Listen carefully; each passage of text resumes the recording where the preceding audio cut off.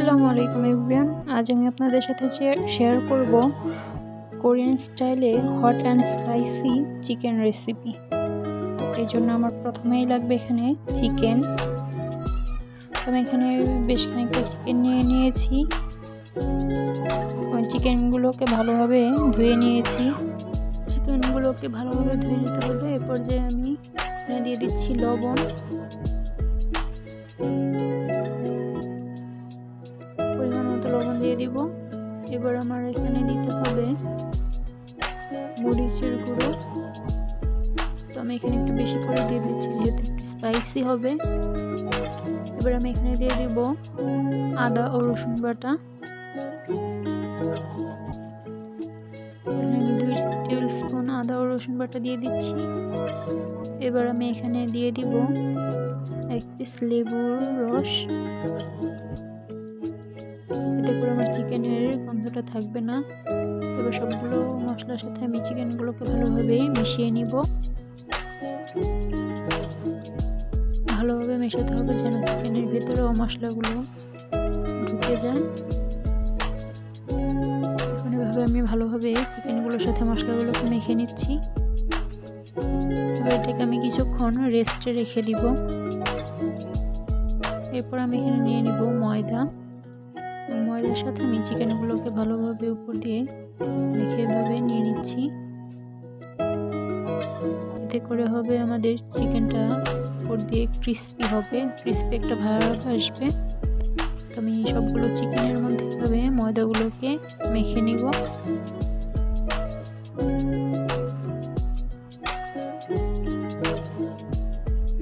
তো আমার চিকেনগুলোর সাথে ময়দাগুলোকে সবগুলো চিকেন মেখে নেওয়া শেষ। দেখতে পাচ্ছেন আমি কীভাবে চিকেনগুলোর সাথে ময়দাগুলোকে মেখে নিয়েছি। এবারে আমি একটা প্যানে দিয়ে দিব তেল। তেলটা গরম হয়ে আসলে এখানে আমি দিয়ে দিব চিকেনগুলোকে। এখানে আমার চুলার আঁচটা মিডিয়াম লোতে রেখে ভাজতে হবে চিকেনগুলো, যেন ভেতরে কাঁচা না থাকে। তো আমি সবগুলো চিকেন দিয়ে দিব তেলের মধ্যে।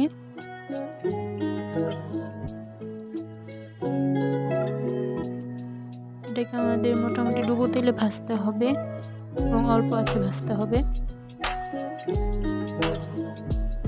তো দেখুন আস্তে আস্তে আমার ভাজা হয়ে যাচ্ছে। এবার উল্টে আমি সবগুলো পাশ ভালোভাবে ভেজে নিব।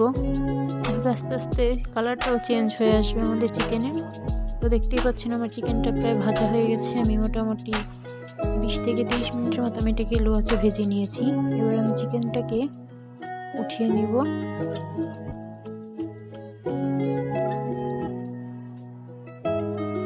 দেখতেই পাচ্ছেন সুন্দর একটা কালার চলে এসেছে এবং ক্রিসপি একটা ভাব এসেছে উপরে।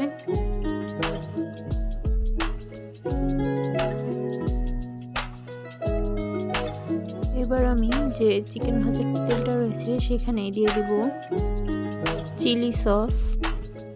চিলি সস দেওয়া হয়ে গেলে ওখানে আমি দিয়ে দিব টমেটো সস। তো বেশ খানিকটা টমেটো সস দিয়ে দিচ্ছি আমি এখানে। পর্যায়ে আমি এখানে দিয়ে দিব সয়া সস। এখানে আমার চুলাটা একদম লো হিটে রাখতে হবে। সবগুলোকে আমি ভালোভাবে মিশিয়ে নিচ্ছি। লো হিটে না রাখলে এখানে আমার সসগুলো লেগে আসবে কড়াইতে।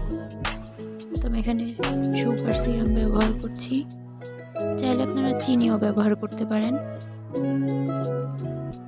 পর্যায়ে আমি এখানে গোলমরিচ গুঁড়ো দিয়ে দিচ্ছি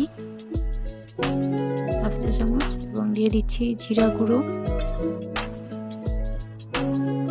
আর সামান্য পরিমাণে লবণ দিয়ে দিচ্ছি। দেখুন আমার থিকনেসটা চলে এসেছে সসের।